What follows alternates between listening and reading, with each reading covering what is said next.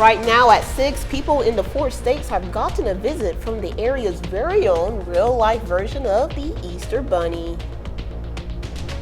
And we are warm and breezy to start our day with thunderstorm chances as we head into the afternoon and evening hours. We'll start with a look at that forecast to get you out the door coming up. Shoal Creek held its very first kayak Easter egg hunt, and the only thing required to bring was a kayak. The 4 states' most watched news starts now. Good morning, 4 states, and welcome to the KOAM Morning News. It's 6 a.m. I'm Amber Jenkins. I'm Chris Warner. So as we mentioned, we do have an alert day today. We have the potential for some strong to severe thunderstorms as we head into the afternoon and evening hours across the area. And we are going to dive into detail on what we're looking at right now, all the variables that are in play, and what threats we're expecting as we head into the evening. But one way or another, after about 4 o'clock, definitely want to keep an eye on the sky and keep it here at KOAM because we'll be keeping you updated through the day on this severe threat. It's one of those things that's been consistent for the last several days, almost a week now, in terms of the model data. It's been showing up in almost the same spot and in almost the same way. So very classic severe setup. We're going to get to the details on that in just a moment. But first, we still need to at least get out the door for this morning. We're going to start with that. A quick look outside right now. This is our camera on top of the Cornell complex across downtown Joplin. We've got cloudy skies out there, and it is breezy as well. And we take a look at the MODOT camera, 32nd in range line, looking back to the west. We are calm, we are dry, but we do have some gusty winds, and we are much warmer out there than where we should be for this time of year. We are sitting at 70 in Joplin, 69 in Pittsburgh. So again, well above where we should be for this time of the year across the area. Off to our northwest, there's that spin with that low pressure. That's what's going to bring us our severe threat later this afternoon. All right, now though, again, we've got upper 60s, low 70s. These are more like late May, early June temperatures for 6 o'clock in the morning, not first day of April temperatures. Kids getting on the bus this morning, it is going to be nice in terms of the temperatures. Again, upper 60s, mostly cloudy, south breeze 10 to 15, gusting to 25 out there. When that bus brings them home, 81.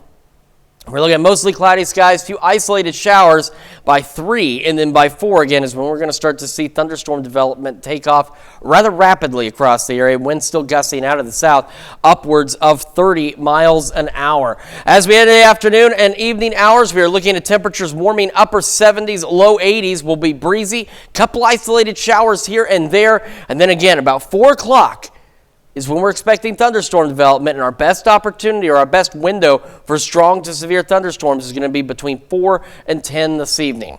We're going to take a detailed look at this forecast, break down all the variables, and let you know what we're expecting in terms of severe hazards here in just a few more minutes. Amber? The Kansas Bureau of Investigation arrested a former Allen County Sheriff deputy for sex crimes. Authorities say 24-year-old Michael Tennyson of Iowa was found with a missing 15-year-old runaway from Hayes. Tennyson was arrested and the teen was placed in protective custody. Tennyson began working for the sheriff's office back in January, but his employment was terminated when the allegations became known.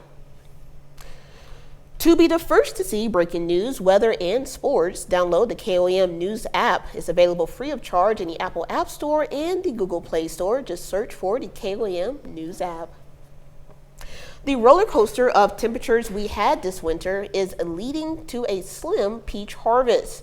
Southwest Missouri orchard owner Wesley Murphy says normally buds would start blooming in mid-April. But this year, they started blooming back in February during that warm spike, and then they were killed when the temperatures dropped again this month. 2 rows may still produce fruit, but he says 90% of his crops are gone.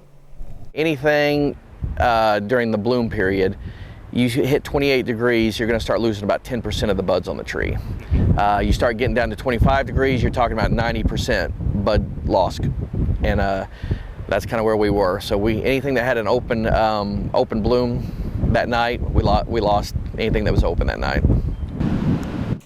Murphy says this is the 2nd year in a row that his crops have been damaged and the 4th in 5 years. The orchard also has strawberries, blueberries, and apples, but peaches made up around 40% of his income. Shoal Creek held its very first kayak Easter egg hunt this yesterday.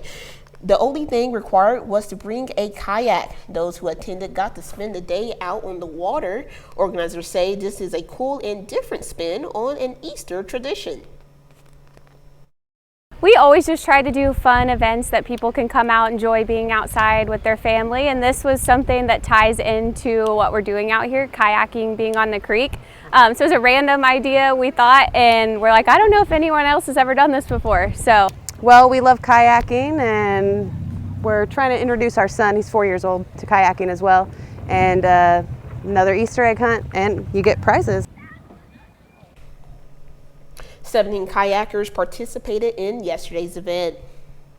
During the Easter season, people often hope to see the Easter Bunny. People in the 4 states have gotten a visit from the area's very own real-life version. KOAM Samantha Walker has more. He's big and fluffy. If you see a baby carrier being pushed around, it may not have a baby in it. Instead, you might see Willow, a 15-pound Flemish giant bunny, and she has a very important job. And she's a therapy animal. I take her to nursing homes and hospitals and schools, and she lets everybody pet her and love on her.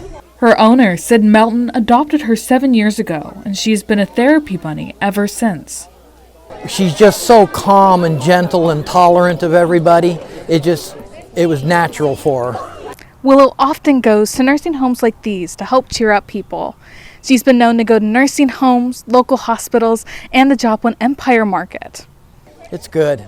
That's why I take her, is so that she can interact with people and bring joy to them.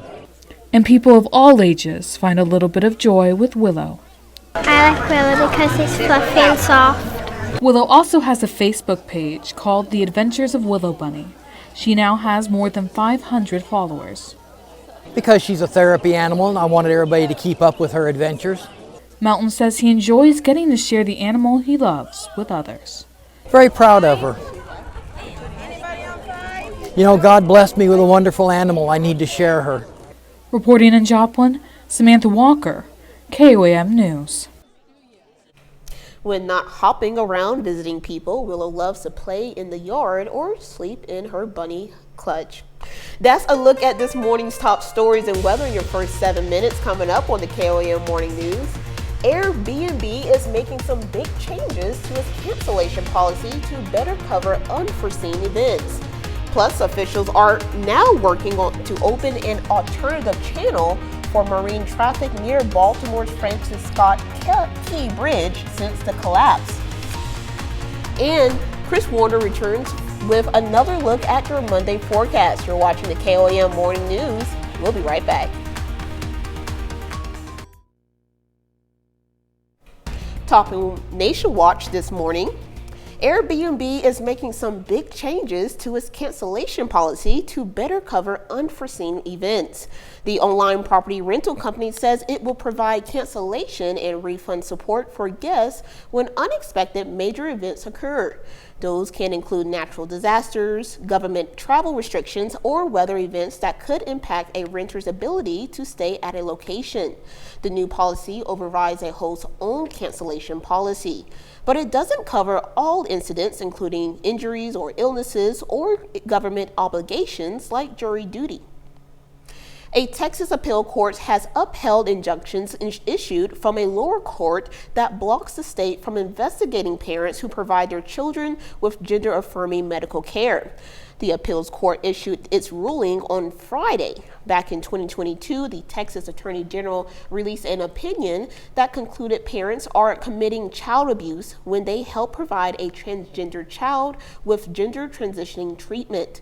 Texas Governor Greg Abbott then ordered the State Department of Family Protective Services to investigate any family violating that order. 2 families sued, and a lower court put a temporary hold on the state order, saying families would be harmed by this type of child abuse investigation. The appeals court has upheld the temporary order until a trial can determine if the state order is legal. A federal judge in South Carolina will sentence Alex Murdaugh today for nearly 24 financial crimes he admits he committed. The former lawyer already is serving 2 life sentences for the murders of his wife and son.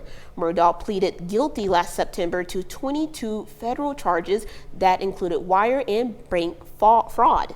The 55-year-old admits he stole money from his clients and law firm and used it for his own personal use. Murdaugh already pleaded guilty to the crimes in state court, and a judge sentenced him to 27 years behind bars.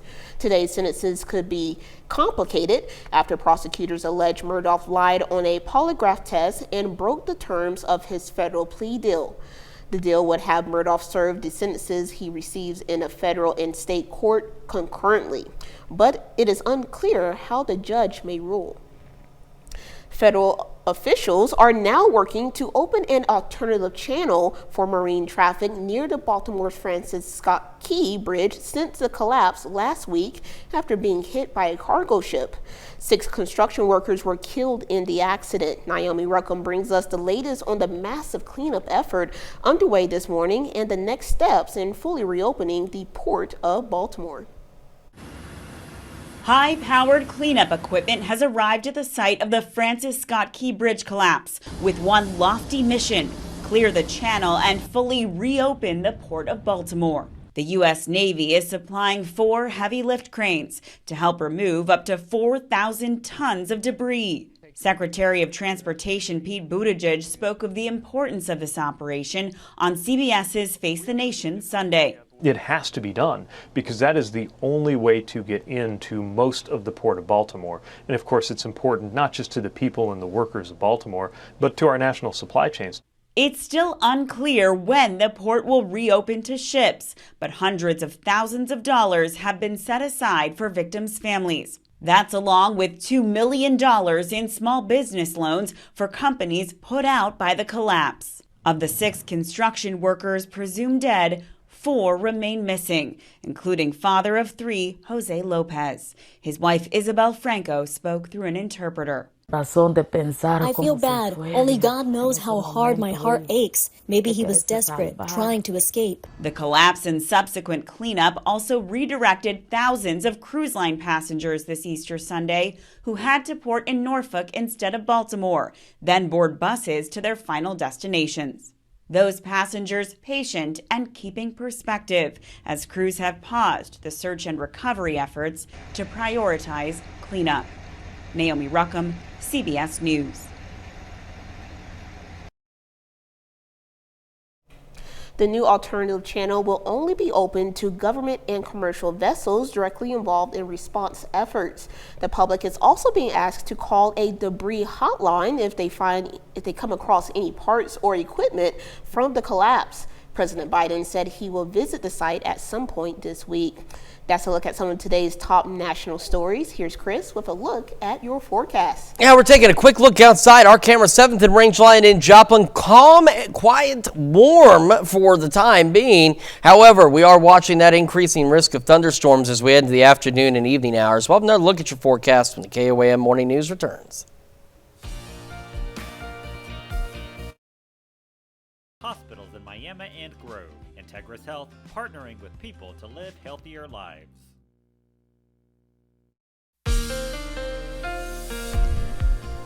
Welcome back to the KOAM Morning News. 622 coming up on 623. Lots to talk about with our severe threat today, so that's why our kind producers have given us a little more time to talk about it. We do have an elevated to enhanced risk for tornadoes as we head into this afternoon and evening, elevated to enhanced risk for hail, and elevated to enhanced risk for strong damaging wind gusts. On top of that, we have those significant hatch marks in the hail and tornado boxes, and that means we have the possibility of large to, again, as the Storm Prediction Center put it this morning, giant hail as we head into the evening hours across the area. We also have the possibility of a strong tornado or two. There's a lot of variables here, though, and we're going to discuss them. 3 different potential scenarios could play out today. One is we get some showers and thunderstorms that develop between now and 4 p.m. If that occurs and we get a few more of them, more than just a couple out there, that could change the variables for severe weather as we head into the evening. Those storms could eat up some of that instability that's out there. If we only see a couple of isolated showers, that scenario is no longer a situation. Scenario number 2. We get supercells that develop out in our western counties, but they merge into a line of severe storms very quickly and slide off to the east. So the tornado and hail risk would go down and our wind risk would go up a bit. Scenario 3, which is where this is based off of, because right now scenario 3 seems like the most likely, is we're looking at supercells that will develop across the area. They will roll off to the east, and we could potentially see a second round of supercells about an hour or so behind that. So between 4 and 6, one round, and between 6 and 10, a second round. Let's take a look at the future track and what we're looking at. So we have that possibility of an isolated shower or two as we head between now and 4 o'clock. Between 4 and 10 today is going to be our best opportunity for severe weather. Here we go, about 5. There's a supercell. Now, again, the future track is telling us it's a possibility. It's not saying it's going to be right there at that time, but we're going to be in the environment for large supercells that could produce very large hail, significant wind gusts, and the potential for tornadoes across the area. Now, this is what scenario 2 might look like as well, as if we see it conform into a line across the area as it rolls through the evening, then we don't see any redevelopment back behind it. But right now, that's not exactly what we're expecting. That possibility of additional development of supercells is definitely possible. Again, this is between 4 and 10 tonight, so make sure you stay right here to KOAM. Chief Meteorologist Doug Heddy will be here this evening during the thunderstorm activity, and between now and then we'll keep you updated on anything that changes in those forecast variables. We'll keep you updated on that. 70 in Joplin right now. South-southwest breeze at 14, gusting to 24. They look at dew point 63, humidity 78%. So we do have some instability out there. There's that low pressure. It's going to start to move into the area later this afternoon and bring us those thunderstorm chances. And I mean, take a look at this atmosphere we have just from the temperatures alone. We've got upper 60s, low 70s at 6:30 in the morning in April the 1st. We're going to go right around the low to mid 70s by 11, mostly cloudy. We'll have south winds occasionally gusting upwards of 25 to 30 miles an hour. Between now and 4 p.m., again, an isolated shower or two possible. We're looking at highs, upper 70s, low 80s out there, and then we'll start to see those showers and storms develop across the area. They will continue through 10 o'clock with that severe threat. Then overnight, once that cold front rolls through, temperatures fall back into the upper 40s. We could still see a stray shower or two. A couple of stray showers between the morning and, say, 1 o'clock on Tuesday. Much cooler, low to mid 50s, upper 50s on Wednesday, breezy Tuesday and Wednesday. We'll start warming up as we head into the weekend, looking sunny initially, and then we'll see some additional shower and thunderstorm chances by next week. Let's check your forecast. Now here's Amber with Health Watch. The Center for Disease Control and Prevention have issued an alert about an increase in an illness that's caused by bacteria that can lead to meningitis and possible death. 422 cases were reported last year, which is the most in a single year since 2014. Most of the infections came from a specific strain of bacteria that can be treated with antibiotics if caught early. The CDC is also reporting that in 2023, the U.S. saw the most tuberculous illnesses in a decade. 40 states reported an increase and rates were up among all age groups. TB cases were also rising around the globe. The World Health Organization says it was the second most infectious disease in 2022 after COVID-19. That's a look at some of today's top health stories. We'll be right back. In the heart of Grove, Oklahoma, a new era of health city and Carthage locations.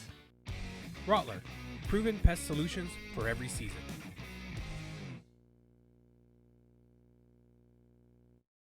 Right now at 6:30, some Pitt State students help train some furry friends at the SCK Humane Society. And we are warm and breezy for this first day of April. We're going to take a look at the forecast to get you out the door coming up. 4 staters are getting into the Easter spirit with an Easter egg hunt in Pittsburgh. The 4 states' most watched news starts now. Good morning, Ford States, and welcome to the KOAM Morning News. It's 6:30. I'm Amber Jenkins. I'm Chris Warner, and we do have the possibility, and I feel bad because Amber's here, and I haven't really had a chance to chat with you. I hope you had a great Easter. Well, thank you. I hope you did too. Kids had a blast, so they did some Easter egg hunts. I hope you folks at home had a great Easter. I know usually I ask you more questions. We're a little more talkative, but we do have a severe threat as we head into this evening. We have an alert day today, so what I'm doing is I'm kind of shutting myself up so that I've got time a little later to go into detail on what we're expecting with these strong, because this is one of our biggest severe weather days so far, at least in terms of how things are coming together. It looks to be one of our biggest severe weather days of the season so far, so I want to make sure we have time to talk about that here in just a few minutes. Right now, though, it's back to school, it's back to work, it's April Fool's Day, and I'm going to tell you right now, our severe threat, unfortunately, no April Fool's joke out there, so we got to take that seriously. But let's get you out the door. Let's just get the day started, and we'll worry about these thunderstorm chances here a little later. Right now, MoDOT camera 32nd in range line, looking back to the west. We're looking pretty good. It is breezy, and it is extraordinarily mild. Unseasonably warm is what they call it for this time of year. Take a look at this, 70 in Joplin right now, 69 in Pittsburgh. And we should be about 20 degrees or so, almost 30 degrees cooler than that right now. Again, with this warmer weather, not that anyone's complaining, but nonetheless, it's a sign of just how warm we are compared to where we should be. We are sitting in the upper 60s, low 70s across the area, and we are going to continue to stay warm and muggy today. Kids getting on the bus, we're looking good. 68, mostly cloudy, south breeze 10 to 15, gusting to 25. And as that bus brings them home about 3 o'clock this afternoon, mostly cloudy, still breezy, winds gusting to 30. Take a look at that, 81 degrees, couple of stray showers, because by 4 is when we're expecting at this time, between 4 and 10 p.m., looks to be our best window for these strong severe thunderstorm chances. Between now and then, a couple of showers may be possible out there. We're mostly cloudy, breezy, highs upper 70s, low 80s out there. And then again, between 4 and 10 tonight is when those storm chances will start to arrive. And as I mentioned, we're going to go into detail about these thunderstorms and the variables that are in play and the scenarios that could potentially play out this evening in detail here in just a few more minutes. Amber? Thanks, Chris. Some Pitt State graduate students spent their Saturday with dogs from the SEK Humane Society. The students helped train the dogs in hopes they will get adopted. So far, the students have worked with more than 15 dogs since January. Well, from the dog's perspective, we would love for them to find their new homes because I think every dog, every animal deserves a chance at their forever home. And from the side of the grad students, it's just a good way for us to show that we can we can apply our skill sets on different demographics. The students are part of PSU's psychology department. Pittsburgh High School students were able to spread some Easter spirit Saturday. The high school partnered up with New Hope and Pittsburgh area young professionals to stuff Easter eggs for the community. Together, they were able to stuff 18,000 eggs for Saturday's egg hunt. The hunt also included a special appearance from the Easter Bunny. My favorite part is seeing the kids pick the eggs up and their smiles. Going through that 2 months of stuffing 18,000 eggs, getting all the candy, getting everything organized, and then seeing them just smile and light up, it's wonderful. Probably finding all the Easter eggs. Krabby Patty gummies. Gotta love those Krabby Patty gummies. The event also included 25 golden eggs that, if they were found, they would receive a new bike. Easter Day means Easter egg hunts all across the 4 states. Carthage First Baptist Church held their annual Easter egg hunt for kids in 5th grade and younger. Collection bags were provided to all of those kids who attended.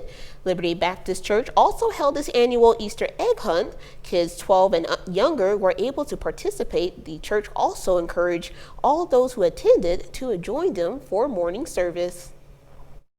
We have our community Easter egg hunt here in Central Park. We always have several hundred people show up for it. We're going to keep doing it as long as people will keep showing up for it. And you know, the whole reason why we do this, the kids being able to hunt Easter eggs is fun. Well, the feedback I'm getting is that everybody loves it. It's become huge over the past few years, and we're just trying to make it big and bigger and bigger. And it's just, I mean, community. We're trying to get people together to get to know each other. Organizers say they hope everyone had a happy Easter and enjoy all that Easter candy. The WH Farm Cafe Saturday held its annual craft show in Granby, Missouri. The event featured handcrafted pieces as well as various boutiques throughout the community. Some of the pieces included rings, leather bags, and laser engraved wooden signs. It represents a wholesome feeling that's missing in America, where we just need to come together and just have a good family time, good friends in the community, get to know your community. Saturday's show began at 9 a.m. and wrapped up around 4 in the afternoon.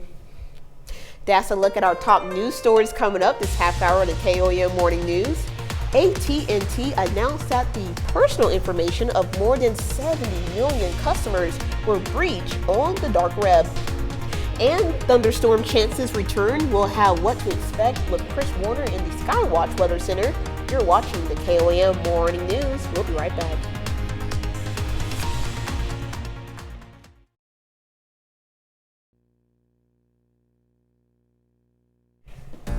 In Consumer Watch this morning, federal dollars are now flowing into Maryland for the Francis Scott Key Bridge. The government is expeditizing $60 million payment, and that's just the start, as Amy Keeley reports. We've got work to do.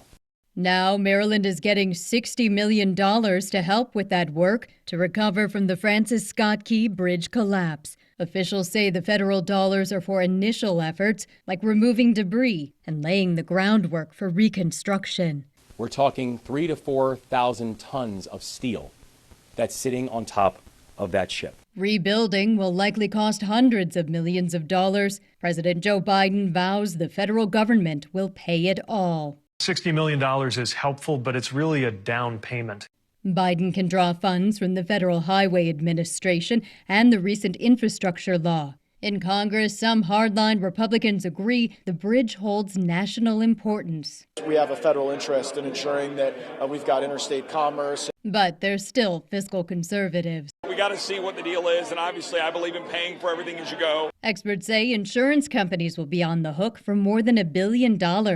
They predict years of litigation involving maritime law older than the Titanic. One legal expert says businesses that rely on the port can't recover interruption losses from the ship. This is not just about Maryland. This is about the nation's economy. I'm Amy Kiley reporting. Good news for California fast food workers. As of today, the minimum wage will go up to $20 an hour. The law was passed last year, and for many, it will mean a 25% raise. Restaurants operating inside grocery stores are exempt, in addition to restaurants that make and sell bread as a standalone item. Troubling news for AT&T customers. The phone company announced this weekend that the personal information of more than 70 million customers were breached on the dark web. That includes information such as social security numbers and mailing addresses. The company says it has reset the passcodes of current customers and will be notifying those whose personal information was leaked. According to AT&T, the data involved in the breach dates back to 2019 or earlier. And it may be April 1st, but no April Fools here. Krispy Kreme has a donut deal to mark the day.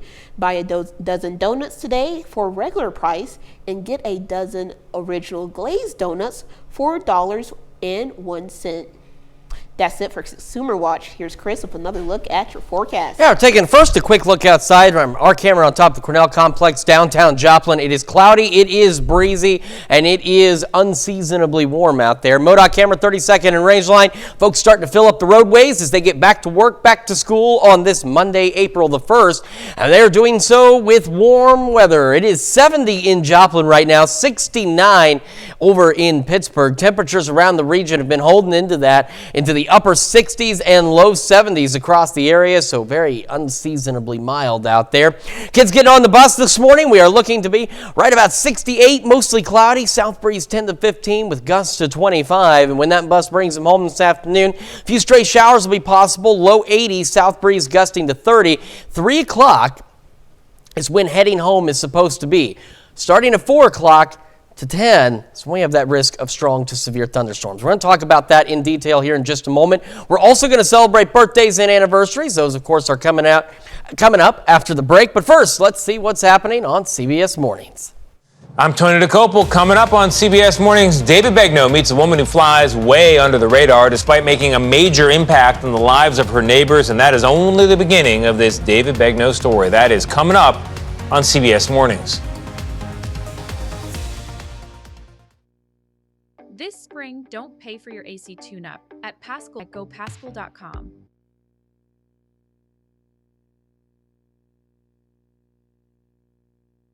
All right, time for some Monday birthdays, and we're going to start in Humboldt with Riggs Whitworth celebrating birthday number 10, and he actually shares his birthday with his parents' anniversary. That is so adorable, and his parents are Ryan and Heather Whitworth, and they're celebrating their anniversary along with their son. Talk about a very special anniversary present. Yeah. I've got a younger sister who came 2 days before my parents' anniversary, so she was a little early gift, but still very special, very special for sure. Well, our list continues. We're heading over to Parsons, where Steven Schneikert is celebrating birthday number 14. Now, Steven's an 8th grader at Meadowview Grade School. Happy birthday with love from Mom and Dad. And we have Sadie Hill. She's turning 16, sweet 16 in Columbus, Kansas. Shares her birthday with her great aunt. There's a lot of shared birthdays today. Well, we've got also Anita Hall. This is Sadie's great aunt. 71 years young today in Columbus as well. Happy birthday, Anita. And Keely Hansen is turning 22 in Galena, Kansas today. All right, happy birthday, Keely.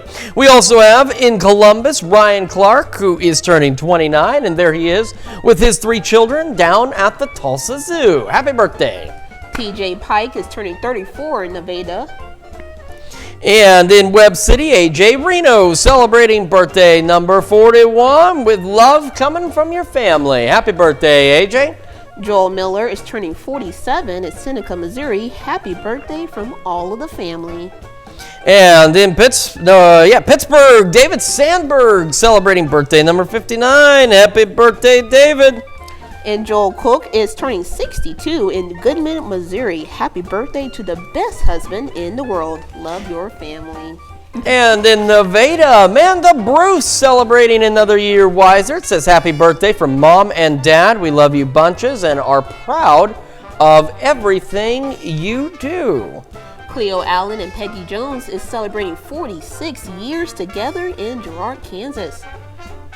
And in Columbus, Earl and Carolyn Eddington celebrating 57 years of wedded bliss. A very happy anniversary to the Eddingtons.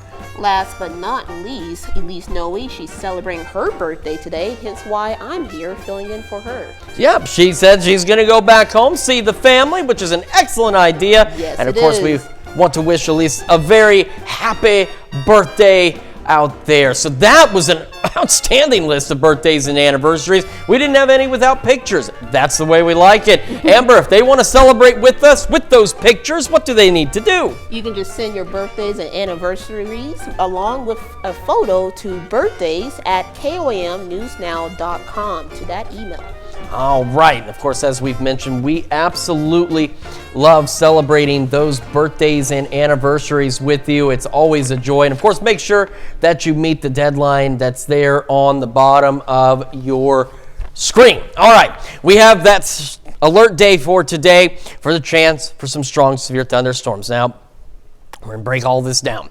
Starting with our severe threats, we have an elevated to enhanced risk for tornadoes across the area, same for hail, and same for wind. Now, unfortunately, we also have the significant hash marks. And in virtually the entire area, we have the hash marks for hail, which indicates the possibility of large to very large hail, or as the Storm Prediction Center put it in their last update, giant hail. So we're talking 2, 3, maybe 4 inches in diameter as a hail possibility as we head into this evening.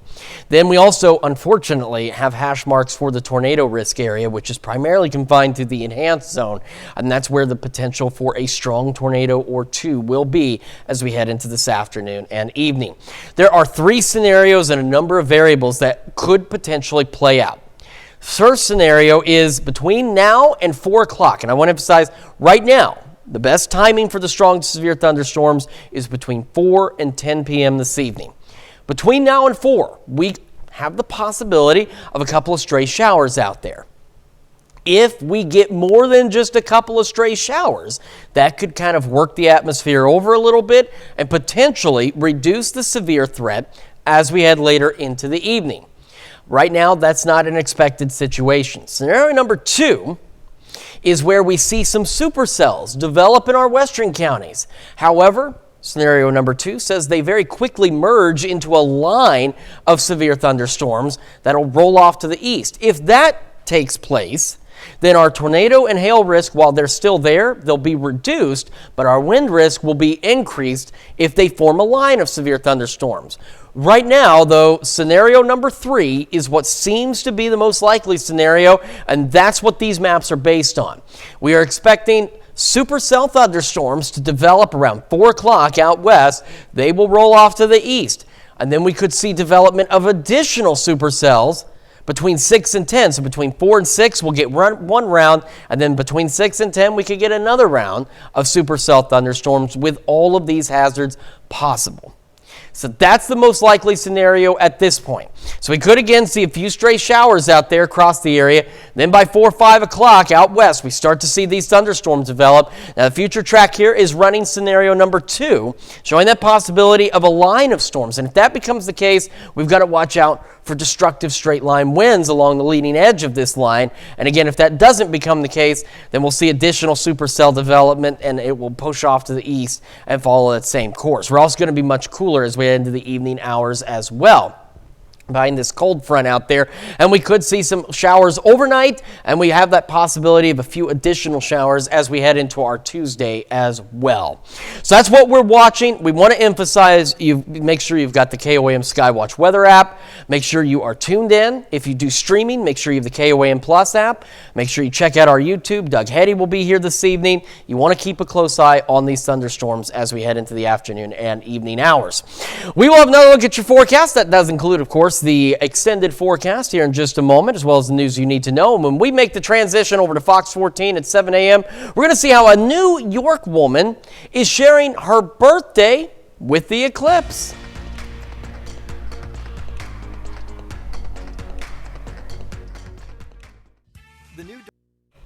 Here's a check of today's top headlines, the news you need to know before you head out the door. The KBI arrested a former Allen County Sheriff deputy for sex crimes. Authorities say 24-year-old Michael Tennyson of Iowa was found with a missing 15-year-old runaway from Hayes.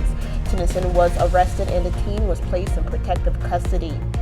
Pittsburgh high school students partner up with New Hope and Pittsburgh area young professionals to stuff Easter eggs for the community. Together, they were able to stuff 18,000 eggs for Saturday's egg hunt. The event also included 25 golden eggs that, if was found, you will win a new bite.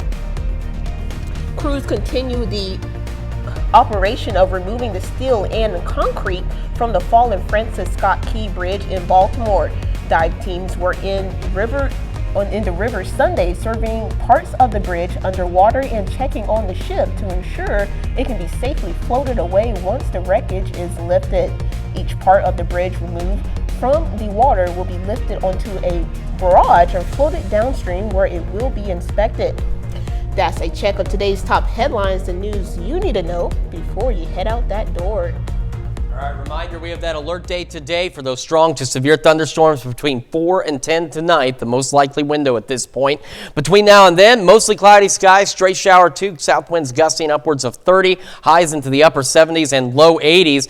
As we get through those thunderstorm chances tonight, we'll get the front through here, and that's going to cool us back into the upper 40s. A few stray showers possible overnight as well. Cooler as we head into tomorrow and Wednesday, and we'll still be breezy. A few isolated showers for our Tuesday, and we'll start to warm up by the weekend and more storms by next week. But again, we've got to keep a very close eye on those thunderstorm chances this afternoon and this evening. Coming up today at noon, we're making Fulham black bean brownies in the Mr. Food Test Kitchen. And your morning news continues on KOAM with CBS Mornings. Or you can switch on over with us on Fox 14, where the only local morning news continues. This morning, AT&T is reporting that a massive data breach that affects some 73 million accounts. We'll have what that means and what you need to know. Plus, Morse Park in the O-Show hosting its 9th annual Easter Extravaganza. But that's going to wrap it up for us for now. We will be back here tomorrow morning, bright and early at 5 a.m. And we'll see you today at noon.